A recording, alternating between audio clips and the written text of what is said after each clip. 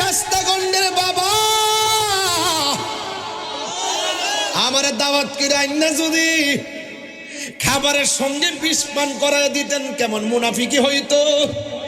আমার দাওয়াত করে আইনা যদি স্টেজের মধ্যে না উঠাইয়া অপমান করতেন তাইলে কেমন হইতো।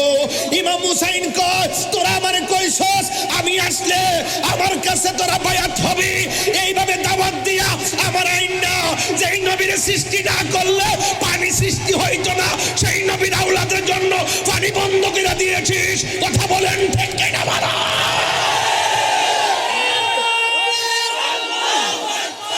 ইমাম হুসাইন চোখের পানি যাইরা কয় আমি কেমন বাবা, ফুরাতের প্রান্তরে পানি ঢেউ খেলতেছে, আমি এক ফোঁটা পানি আনতে পারতেছি না। আমার নবী বলছে উম্মত সব কিছুর বাধা দিলেও